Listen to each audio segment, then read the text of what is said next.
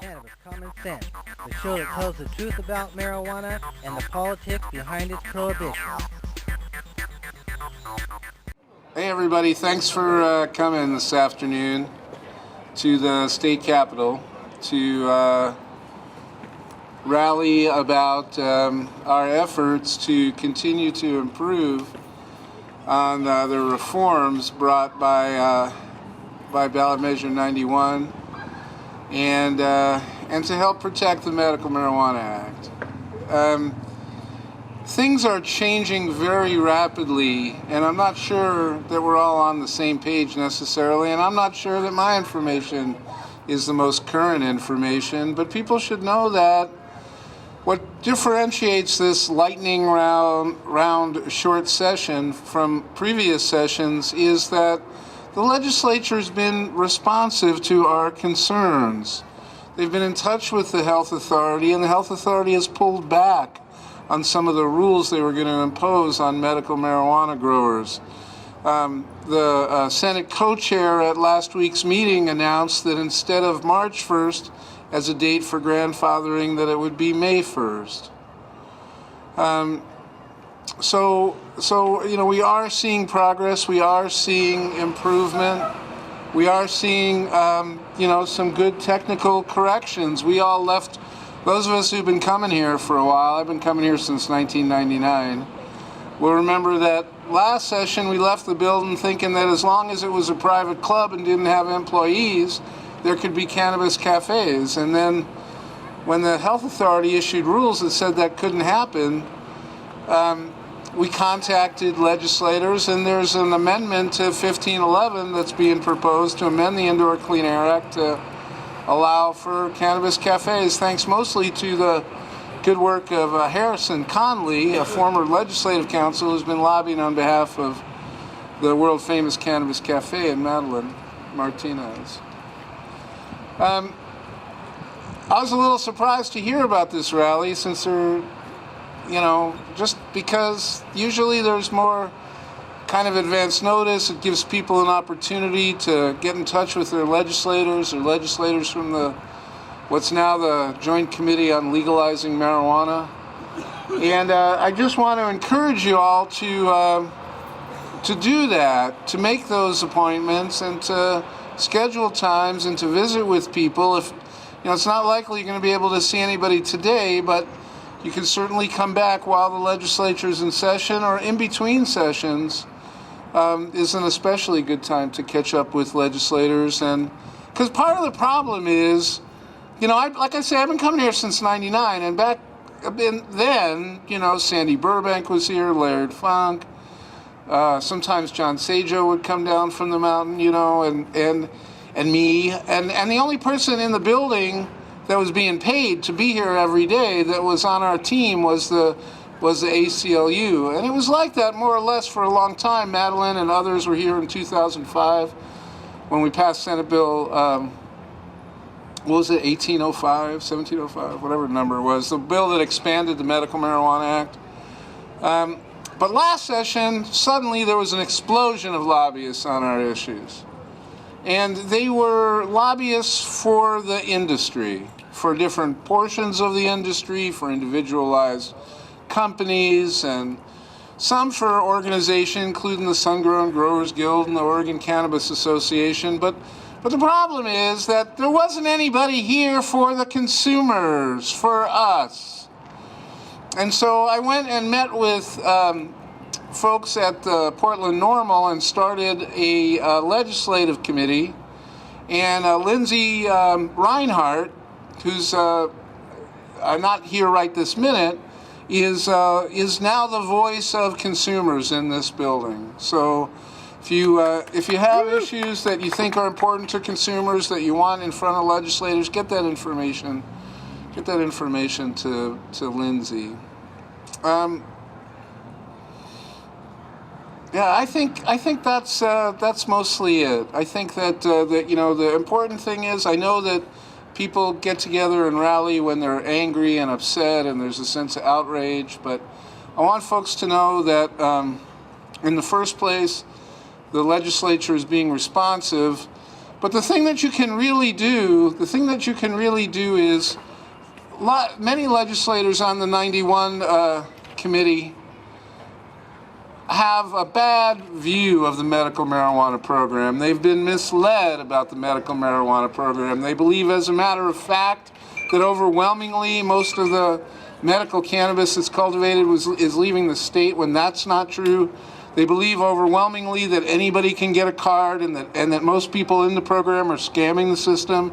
And they're going to continue to believe that unless and until those of us who are honest participants in the medical marijuana program make ourselves available to legislators and tell them the truth. Okay? Because, there's some of these folks, there's a guy on the panel who's friends with a guy who has MS. They believe in the medicinal value. We've won that argument. They don't think we're making that stuff up.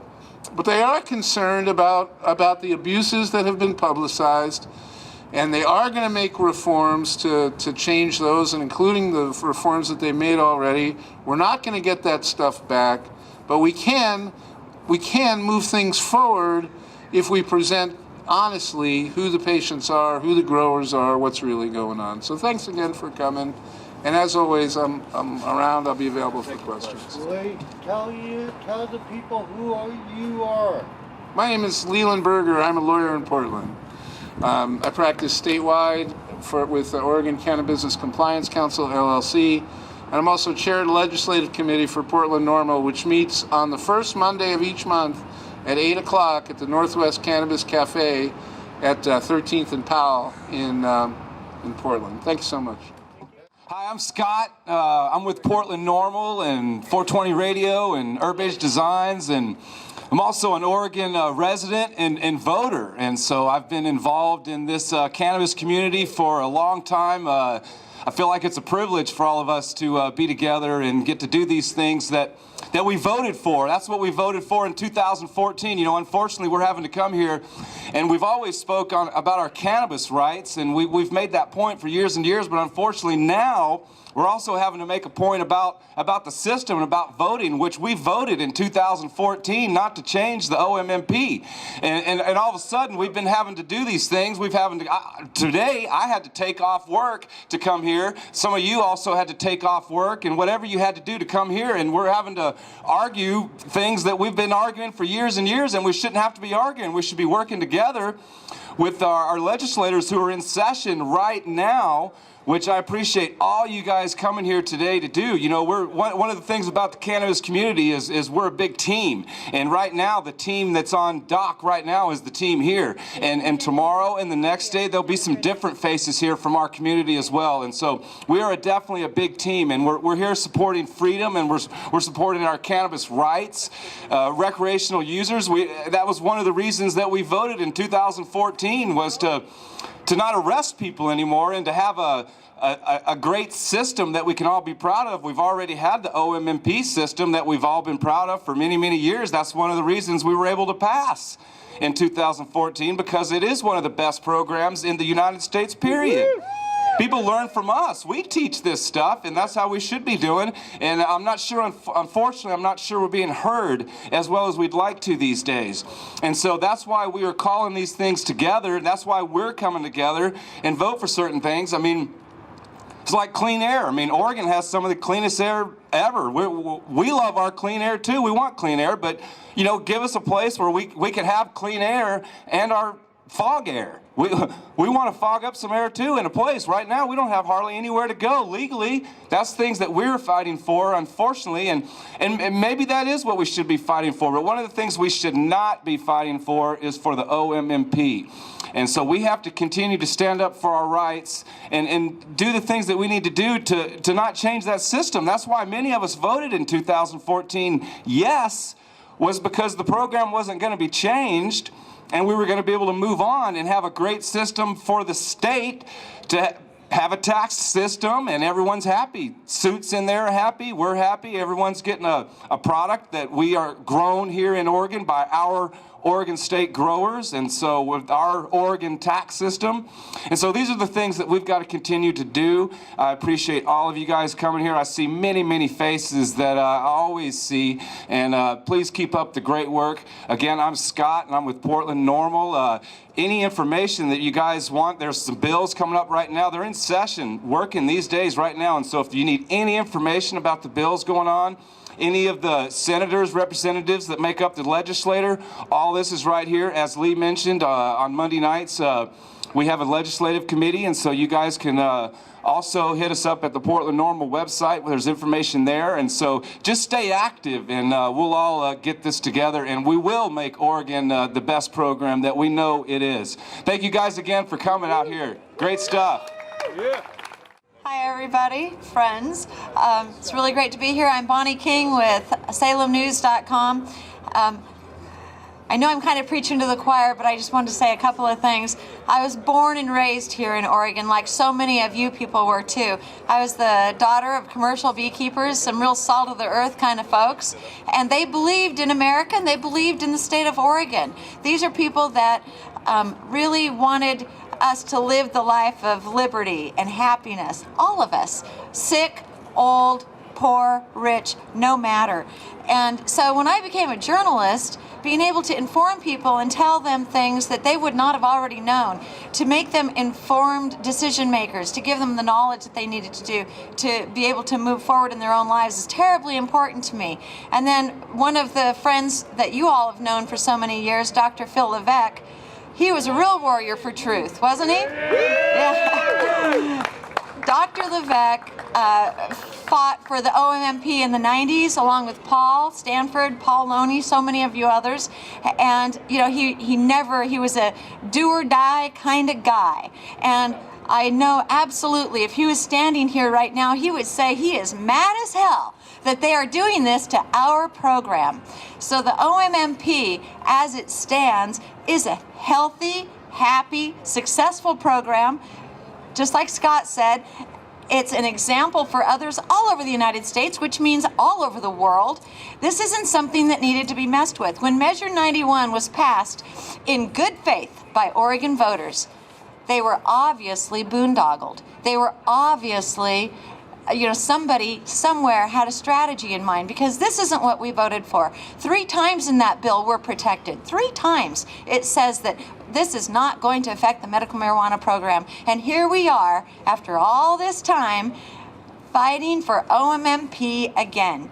It's absolutely unconscionable that the lawmakers of our state would try to overrule the citizens of this state when we know what is good for us. Take care of the sick and dying people of this state. Why aren't they the priority? That's what this is for. We are not just a roadmap for recreation. That is not why this program began. That is not why we fought so hard. That is not why people served time in prison and have died before this happened. We need to protect OMMP. And, people that have come before me have said this too, but, you got to stand for something or you'll stand for anything. So stand for what's right, you guys. Stand for what we voted for. Stand for the OMP and stand for Oregon. Howdy, folks. Thanks for coming out. We couldn't have had better weather. But as has been mentioned several times, we said in Measure 91 that it would not affect medical marijuana 3 times. And in the history of the legislature, they have never taken a law passed by the people and changed it before. This is the only time the legislature has to date said, oh, the people didn't actually mean what we passed. And not only did they change the law, they declared an emergency, a legislative emergency. Yeah. So we couldn't referendum on the changes that were made because it was a legislative emergency. Well, that's wrong. The people of the state support this program. Marijuana should be cheap and plentiful. It grows on trees. It is, everything that's been said about it is a lie. As many of you probably heard me say ad nauseum, it's the oldest crop cultivated over 12,000 years, maybe over 25,000 years, and it's the most productive crop. It produces more fuel, more fiber, more food, and more medicine than any other plant. We have co-evolved with cannabis. The whole deal to prohibit it has always been about money and power and the centralization of economic and political control. And the petrochemical, pharmaceutical, military, industrial, transnational, corporate, elite, fascist sons of bitches don't want us to have cannabis, and that's what it's all about, folks.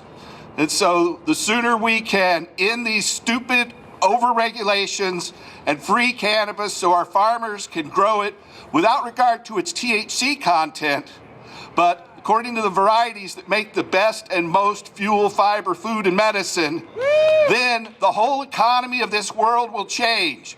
Instead of seeing the centralization of economic control, we'll see the decentralization. Cannabis regulations are overly specific. It should be allowed to be cultivated with less regulation. You know, this isn't alcohol. No one dies from this the way they die from alcohol.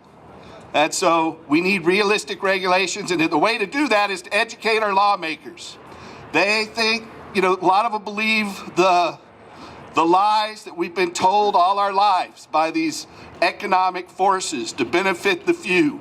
It's our job to educate these folks that this is the oldest crop, the most productive crop, and it can change the whole world if they'll allow it to do so. The sooner, the better. Oregon can be on the cutting edge of exciting new economic and ecological change if our legislature will get out of the way.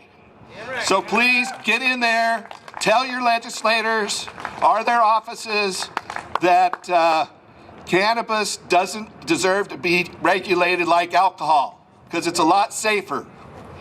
Thank you for coming, and it's my honor to be here and restore hemp. Good afternoon, my name is Jennifer Valley, and I'm here to encourage all of you to become involved in the healthcare discussion.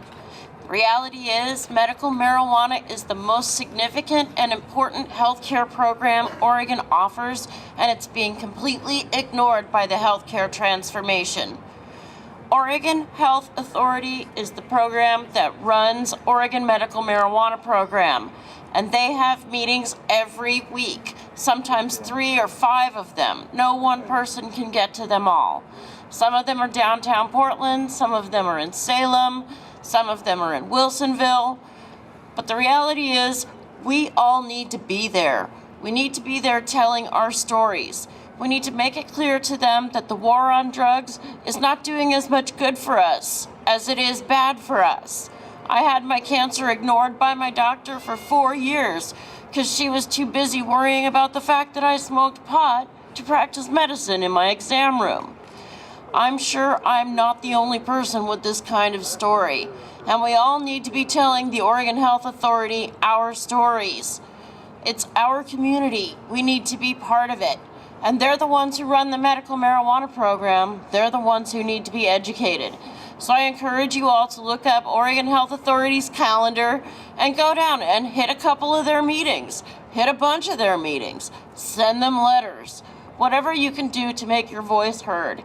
Now is the time, because right now they're getting ready for the next session. So if you want bills for us instead of only bills against us, we need to be there setting the platform and telling them what we want. And now's our opportunity. Thank you all. Thank you.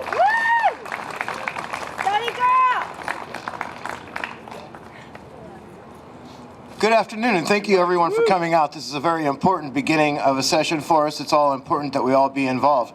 My name is Mike Mullins, and I'm with Stony Girl Gardens, Stony-only dispensary, and we have our Portland Amsterdam University. But today I'm not here to talk about my businesses. I'm not here to talk about my right to party. I'm here to talk about my right as a patient to qualified medicine and to have access to that medicine wherever I live in the state of Oregon. It's a shame that we now have gone backwards and gone back to putting patients on the east side of our state and in many other areas and denied them access. Many of those patients cannot afford to grow for themselves. Many of them patients cannot do for themselves whatsoever and depend on people such as myself to be a caregiver and a grower. Unfortunately, we're hearing stories that this has become so overregulated and so costly that our patients are going to lose access to qualified medicine. They've already lost access to the places where they used to get their qualified medicine. Michaela would never have gotten her medicine in Hermiston store if it were closed. She's alive today because she was able to access that medicine. We all know that, first of all, cannabis is medicine. And to attest to that fact, I can tell you that our healthcare industries, the largest ones in the state of Oregon, who provide the health insurance for all of the people who are in this building, have already approached us and are looking for an integrated path to cannabis therapeutics because their doctors know that cannabis is medicine. The fact is that they've already approached us. They're already looking for an avenue. We've already given them a 5-year integration path to be able to utilize this for their own purposes, to recommend it to the patients as they are now doing through licenses. The fact is that our lawmakers need to know that they have never been able to legislate the black market, and that trying to do it now will accomplish nothing but reinforce the black market that we've worked so hard to get rid of here in Oregon. I would like to say I'm very proud of Oregon. We are the second oldest state in the nation to have a medical marijuana program and have one of the most successful medical marijuana programs. It's unfortunate that the lawmakers in their fury and are trying to push prohibition again. I only have one thing to say to our legislators, and that is, instead of taking this program back to prohibition and creating failure, they should be focused on building the success of Oregon's future and the advantage that we may have. Thank you. Greetings, my name is Marlon Starr. I am Mean Green Cream. I'm also a patient activist here in Oregon. For many years, we here in Oregon have been leaders in the nation when it comes to cannabis. Today, I can no longer say that we're necessarily the leaders. Due to our lawmakers, OHA and OLCC, we have slipped from the forefront position and we're starting to slide. We as individuals, we as citizens need to come together and step forward and make our voice known. It is up to us, the people, to make the changes in our state so that we are the leaders in the forefront of a changing nation and a changing world. We have other countries now like Australia that is looking to the United States for guidance.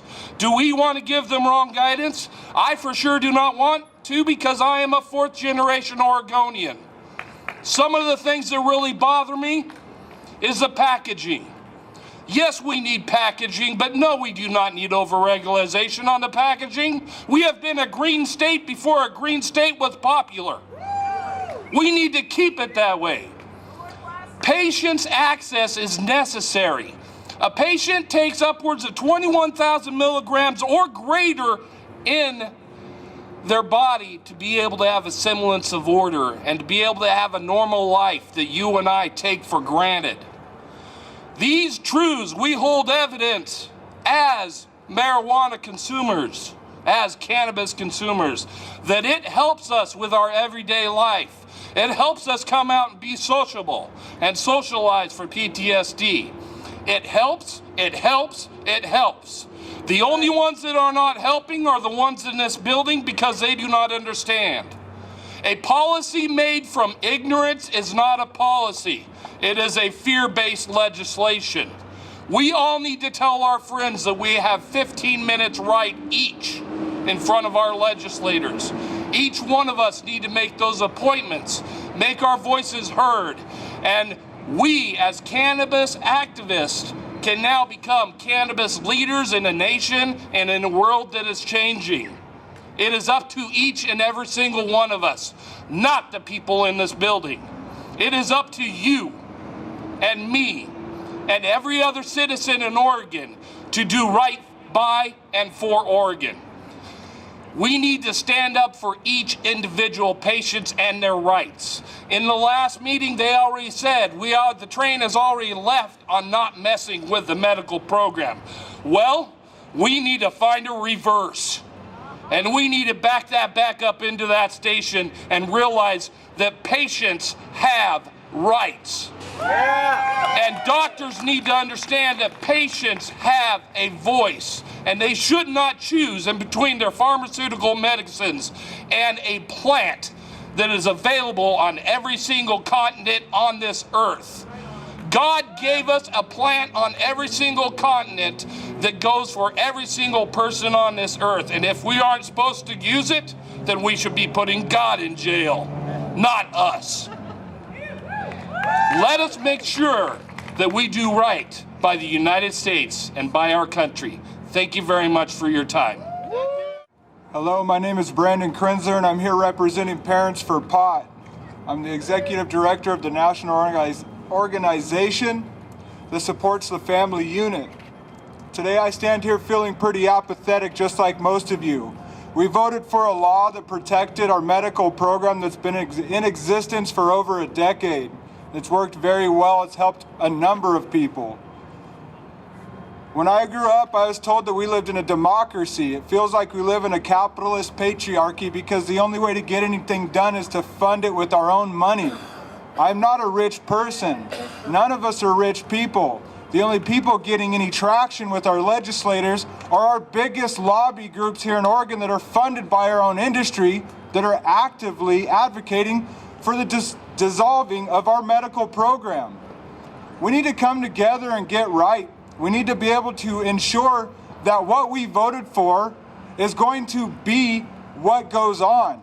We need our medical program to stay here for the benefit of our parents, of our children, of everybody in our community. Without the program, anybody under the age of 21 loses their safe access. That's wrong. They have no say. They can't leave school and come here and tell these people how it benefits their lives. We can't afford to leave our jobs every single day that they have these meetings to remind them of who we are and the voice that we have. We have to take time out of our day to come here and do things on the steps like this. This shouldn't have to be we voted yes. We need to penalize the places in our state that aren't allowing our program, that aren't allowing our legalization, that aren't allowing anything but continuous persecution. Take that 3% away from them. They don't deserve it. There's people in those counties that voted yes too. What is going on? This is corruption. We need an end to the corruption. This is a voting year. Make them earn our votes. Thank you. Hey everybody, thanks for coming out today. My name is Don Skacke. I'm a Washington resident and currently working at the Northwest Cannabis Cafe in Portland, Oregon.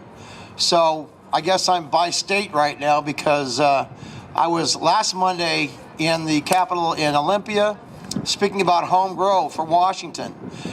We heard that after encouraging comments by the chairman that the opposition would lie in the other house, the chairman did not even allow a vote of his own committee to get it out.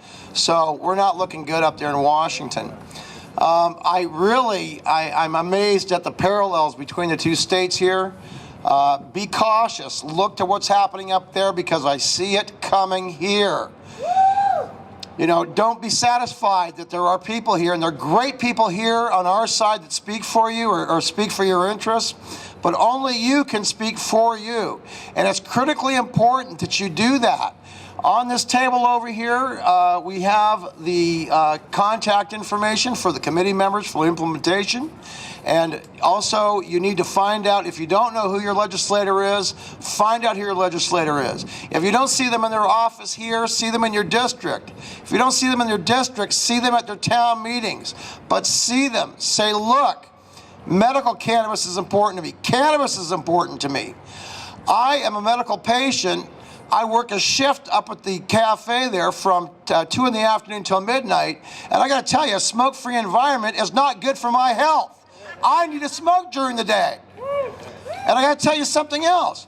It's become obvious since we've been open, since we opened their hemp stock weekend, and each day more and more people come in. And it's not just patients, it's regular everyday folks. It's the homeless people. It's the people, we got a lovely young couple that lives in a trailer that brings their friends in when they come to visit because they've got nowhere to entertain. It's tourists that can't smoke in their room. They come to Oregon, they want to smoke pot, they want to check it out, and you can't smoke it in public, and you can't smoke it in your hotel, and you can't maybe smoke it in your housing because it's federally funded, or you just don't want to. We've got another couple that comes in because they don't want to smoke around their kids. You know, the social aspect of cannabis is strong. It's one of the strongest ties amongst all of us. And to be able to go out and enjoy each other socially in an alcohol-free environment and leave knowing that we're all safe and happy is just astounding to me. And the fact that they want to shut us down, I mean, it's not healthy. Right now, it's freaking cold, all right? And to go to our club right now, the OHA rules is you're going to have to go outside. Well, fortunately, we've invested in the club and built an outdoor area that's covered with some heaters, and it's nice, but it's not indoors, and it's not like the beauty of the club inside. We need to make the adjustments. We got to remember, these legislators are just regular folks, all right? They're not experts in all the issues that come before them. They look upon the public to educate them on what's important, and that's why the lobbyists get their ear. You know, when you come down here, you have to take time off of work or time away from your family or travel here at expense, and you know, it's not easy. When somebody's paying you to be a lobbyist, it's easy. It's your job. You get up in the morning, you put on your suit and tie, hop in the car, put some gas in the car, and away you go, because you've been paid. Well, we need us each to pay ourselves forward by speaking to our legislators. So please, if you're not informed on the issues, we do have the information of the committee members. If you don't know who represents you, find out who represents you and see them and tell them. But find out the information, speak for yourself. We can only do so much on your behalf. You have got to carry the ball the rest of the way. Thank you so much. Hi, my name is Erin Purchase, and I am speaking on behalf of the Grow Mama Project and the pediatric patients of Oregon. They are the forgotten ones. As money starts rolling in and taxes start coming in, and what we voted for gets not listened to, and regulation hits the Oregon medical marijuana program, several children ended up without a grower, without access to medications because of the limitations they have imposed on our program. This is not right. This is the most vulnerable group of patients on our program. And a bunch of people have forgotten them. In 2012, my daughter was diagnosed with cancer and I treated it with cannabis oil. Last week, I was told by the oncologist she has a better chance of not relapsing than every other child on their program because I was able to use cannabis oil instead of radiation, instead of high-dose chemos. My daughter has survived a year past treatments, making her chance of relapse go down even further. This is amazing. This is progressive medicine. There has not been medicine coming out for childhood cancer in 50 years. We need research. We did not legalize recreational cannabis to forget about the medical program. We legalized it to make research happen, to change the way that the general public thinks about cannabis. We did not legalize to make it so a bunch of people could go party with pot. I mean, granted, it's fun, and I do it too. But when it comes down to it, the patients on this program are what matter. And the regulations that they have imposed are taking medicine out of the hands of patients. To grow 12 plants in city limits makes hardly any cannabis oil. You cannot supply 6 patients on 12 plants. My daughter took 3 grams a day for 2 years through treatment. That's what it required. I think it would take 2, at least 2, maybe 4 cards to cover that on a monthly basis. And now I can only grow for 2 patients, me and her, which means I think 6 to 8 of our patients, I can't remember exactly how many we had, have lost their grower. They lost their medicine, and most of those were children. They are now forced to go elsewhere, find other medicine. Another thing that's a big problem is we have it easy here in Portland. We have hundreds of dispensaries. We need to use our voices for the people on the other side of the state. I come from Eastern Oregon. I come from a place where dispensaries are completely forbidden. This weekend I met a dying cancer patient who was completely ripped off. She bought a $250 jar of glycerin tincture with, I don't even think it had cannabis in it. That is ridiculous, and that could be prevented, but these legislators are preventing that from happening. We need to get to this Capitol. I know that you all don't get paid to do it. It's very hard to drive all the way here, but it's much harder to drive from the eastern side of the state. Let's get to these people. Talk to them. Don't just speak for yourself. Please keep in mind the patients clear across Oregon, the most vulnerable patients that are too sick and dying to be here. We need to use our voice for them. I'm a patient too. I'm sick, but I'm able to be here. I'm able to write emails. If you're able to, please just do it. Our children, the dying patients, the sick patients, the patients that can't come, they matter, and they matter a lot. So please just use your voice, go get those emails, schedule appointments, tell everyone you know about the medical benefits of this plant, because that cannot be forgotten as we go forth with setting up our recreational market, which I am very happy that nobody, has to go to prison for just smoking a joint anymore on the side of the street or something. That's amazing. But we also need to make sure that our medical patients retain the rights that they've always had, maybe even get more rights. Instead of taking away their medicine, let's make it easier for them to get more affordable medicine. Let's make it covered under insurance, the Oregon Health Plan. I can't even get my I go to a state, county, or the county health department clinic for my regular doctor. I get treated like crap for being a medical patient. I can't even get anything treated because I use cannabis. Nothing. They won't even prescribe me medicine. Not only that, I have to sign a contract for them that they won't give me anything. But do you think they'll sign my medical marijuana card? Absolutely not. And they will make it known that they don't support it, that they don't see any benefit, and matter of fact, all your health problems are probably because you use it. That's not right. This cannabis has taken me off of a lot of pharmaceuticals. It replaced a lot of pharmaceuticals that my daughter did not have to have. They are lying to us. And we need to gain the support of everybody so that we can take control of our program, take control of our market, and make it what we want it to be. Thank you.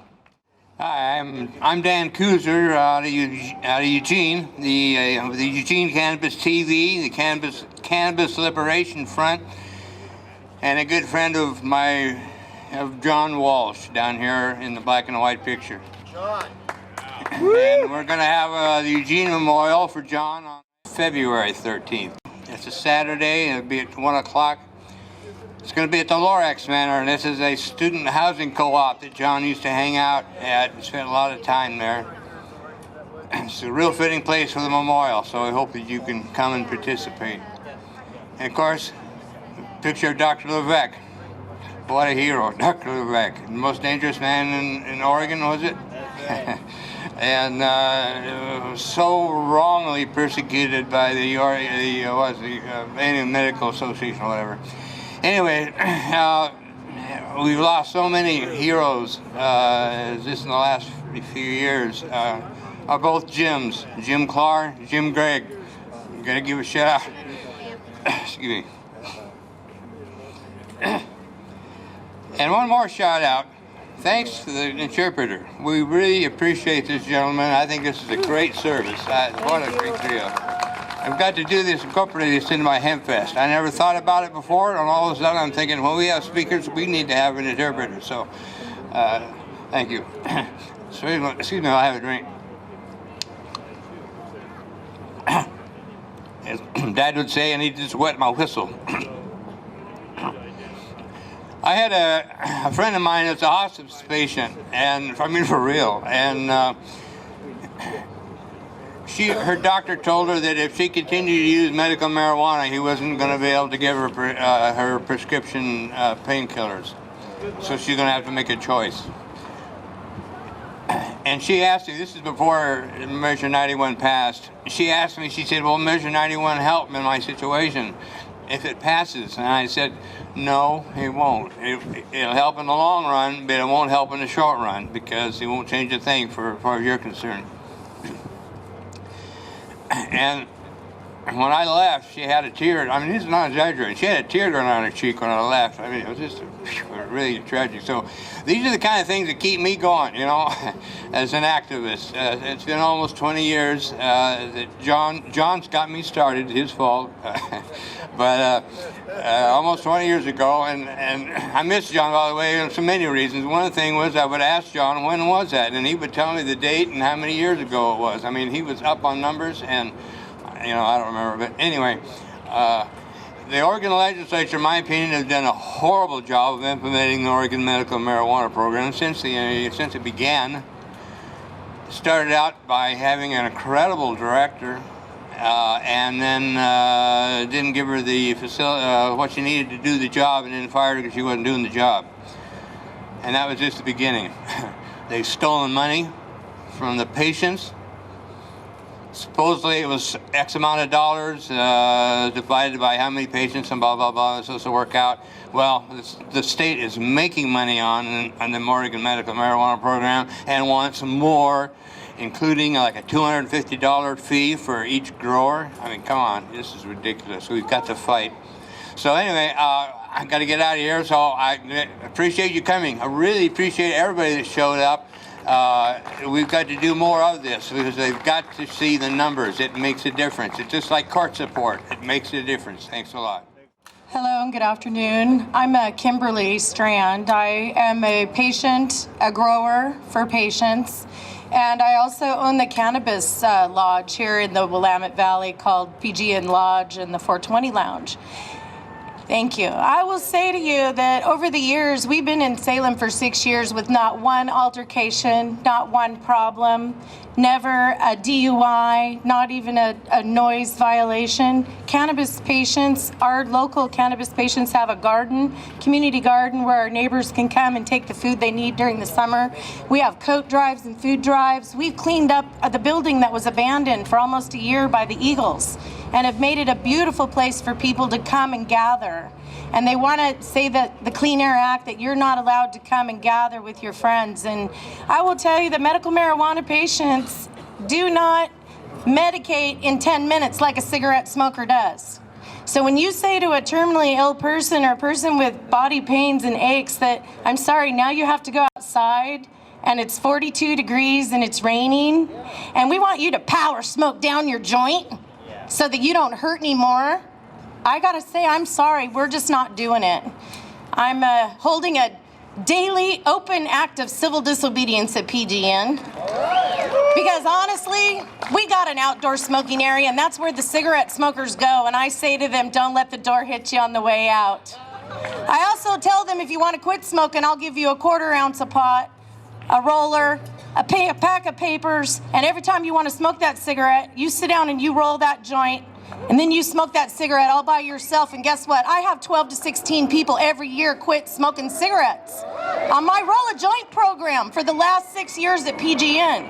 So when you say to me, I want you to go outside in the cold because we're worried about your secondhand smoke, I'm going to say we're not going to participate in that, because when you say we're going to go outside, they're not going to let you back in. Just know it. They're not going to let you back in once you give in. Don't give up. We have a beautiful outdoor smoking area, we do. And it will continue to be for cigarette smokers at the lodge as long as possible. And I know I'm probably putting myself in jeopardy because it is a complaint-based program at this point. However, if you let them push you outside and push you back in the closet, that's where you'll be. We fought long and hard so that patients of dispensaries would have the right to medicate. Many of them can't work a 4-hour shift without taking a 10-minute break to medicate. And now you want them to drive home, medicate, and drive back? No.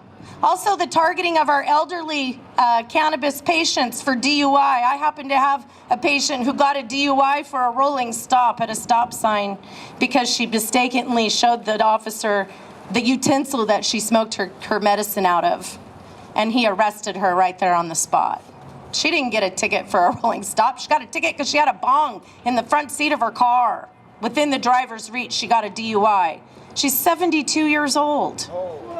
She spent the night in jail, and Dallas is not a friendly place, I'll just tell you. You don't want to get a DUI for marijuana in Dallas. She was not treated with respect. She was not treated with dignity. And now she's in their system and being told that she can't even medicate for 18 months while she's on parole or probation or whatever this class she's taken. That's her medicine. And she's being denied. This is wrong on so many levels. When you want to talk about compassion and caring and helping people, they don't know. They really don't know. They don't have a clue. You have 12 people making the rules for 78,000 amazing people who need this medicine. And unfortunately, we can't get them here. They're sick. It's too cold for a lot of my patients to be outside. They couldn't stand here for these 2 hours, so bless you. I know many of you are in a lot of pain standing out there to listen to us beat it out there that we need your help. We're not going to be put back in the closet again. We're not going to be ashamed that we are cannabis patients. This plant, I've seen it do so much for so many people, including my own life. My dad was a police officer. He got the Purple Heart from the city of Salem. 79 years old. He wants to rub my balm on his feet. So he goes to his doctor and he says, "Doc, I just got to be legal. I don't want to smoke it, but my daughter makes this balm and I want to rub it on my feet. My feet hurt so bad." And they said, "Jerry, just take this medicine. Just take this medicine for 3 months." Then a couple weeks, my dad had all the symptoms of Alzheimer's. He went to Walmart, forgot where he was, and he wet his pants in Walmart, and I had to retrieve him. So if you're approaching 80 years old, they want to dope you and drug you and roll you into the hallway so they can clean your beds and do you not be a bother to them. I got my dad off that medicine, and within a week, he had full cognitive. He now lives in Florida. He's 86, looking at girls in G-strings, okay? This is how you should grow old. Happy, with pain relief that you choose. Quality is what it's about. Amen. It is about quality of life. And by God, we live in Oregon, and we should have the right to choose our medicine, our right how we live, how we treat our medicine, and how we die. Thank you very much for coming, and bless you all. Hello, everyone. I have written this for the Oregon Health Authority. Thank you for listening. My name is Dr. Christine Parala Gardner. I am a patient, a farmer, and a representative of the organic farmers of Southern Oregon who could not be here today. I say to the Oregon Health Authority and the Measure 91 Committee, you have overstepped your legal and moral authority. You do not have the right to overturn the will of 850,000 Oregon voters who directed the OLCC rec process to make no amendment to the OMMP. Our medical marijuana program has been described in places like Israel, Poland, Czech Republic, Spain, and elsewhere as the finest medical cannabis system in the world. The state of Oregon has blatantly, openly attempted to dismantle our program at breakneck speed with no patient consultation. The farmers of Southern Oregon and the people of Oregon will not allow the state to eliminate Oregon's world leadership in protecting patient access to affordable organic plant medicine. The research on tobacco is in. Conclusively, tobacco impairs IQ and cognitive development. One person dies from tobacco in the world on average every 6 seconds. Why is tobacco seed not regulated as tightly as you have proposed that Oregon should regulate cannabis seed? Cannabis regulation must be no more punitive than tobacco regulation, since tobacco is far more addictive, more toxic, and kills Americans every day. No one has yet died of cannabis intoxication. Excessive license fees harm the regulatory system by discrediting the authority of the state to regulate. How much are tobacco farmers charged for drying and rolling their crop? OHA, the state of Oregon, may not impose any fee increases until small producers can see clearly how these funds will be used to help small producers. The state of Oregon has forgotten that most farmers in Oregon are not rich. We are struggling financially. The draconian proposed regulatory system seems unlikely to benefit the people actually paying these licenses, fees, and taxes. This looks like taxation without representation. Proposing unenforceable regulations which unleash the terror of police search without a warrant could be just the tipping point to ignite Oregon's first civil war in defense of the Fourth Amendment to the U.S. Constitution. Does our legislature want to take responsibility for criminalizing law-abiding Oregon citizens? We will not comply with unjust laws and rules. The world is watching decisions made here with great interest. Do the people of Oregon need to sue the state to remind you that the sovereign right of the people of Oregon does govern our state? My directive to OHA is to maintain OMMP medical cannabis as it stands in January 2015 to protect patients and the quality of medical cannabis produced in Oregon.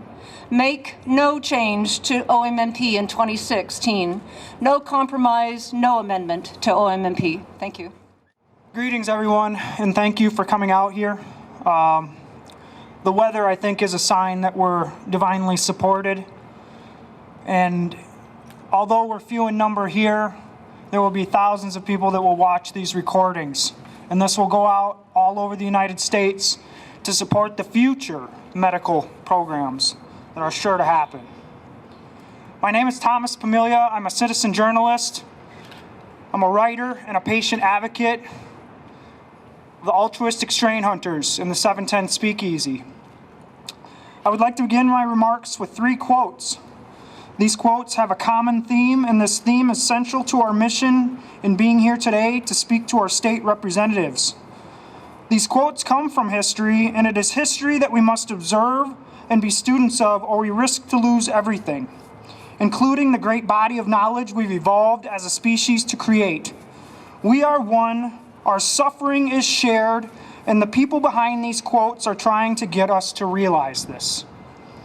Be kind, for everyone you meet is fighting a harder battle.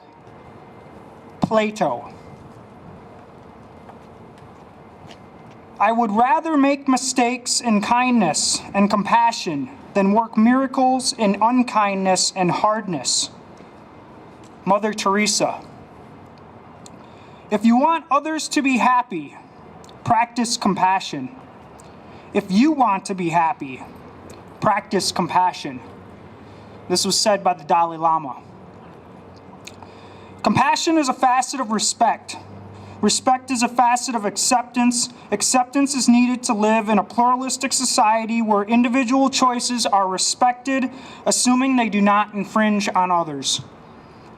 Compassion is what is missing from this trajectory of onerous regulation and overreaching bureaucracy being enacted on the backs of the sick and most impoverished.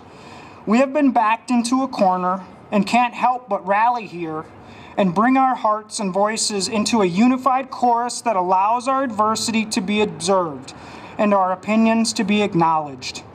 For those of us who voted for Proposition 91, we would like it enacted as we voted for it. For those who did not vote for Proposition 91, I'm sure you also would like the rule of law upheld. All cannabis is created equal. All humans are created equal.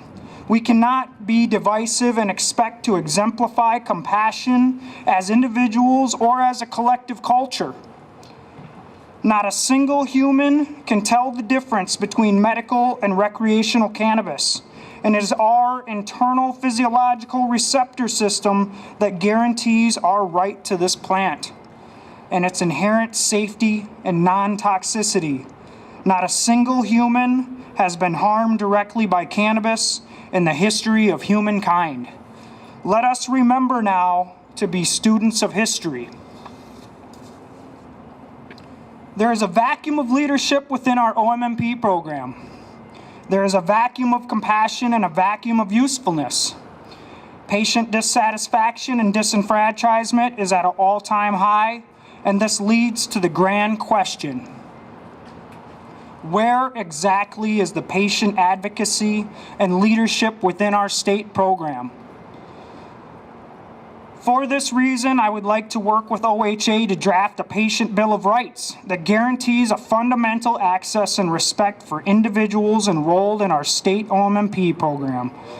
For this reason, I would like to work with the OHA leadership to create a diplomatic patient group who can take up roles to collaborate with the program administrators and the employees to help usher in a new era of program efficiency and respect for patient privacy. State employees are drug screened for THC, and this alienates every single person standing in front of me to hear this.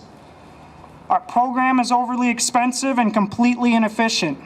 We lack fundamental communication resources, and our renewal process is archaic, redundant, and offers no respect for housing and tenant rights, as well as chronic and congenital disorders.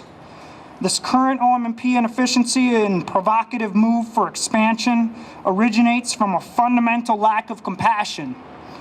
On behalf of our state representatives, the polarity of compassion is judgment. This notion of labeling humans as patients or as users is divisive and judgmental, and creates unrest and inequality and culminates in the form of a sin tax.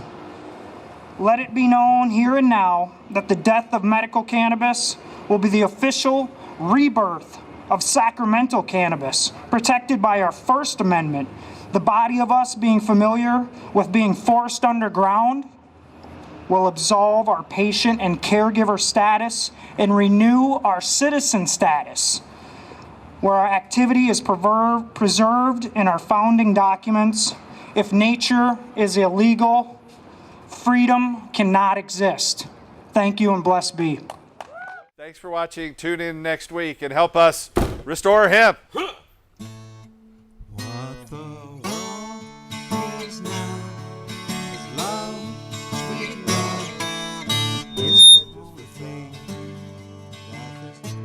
Just too little love.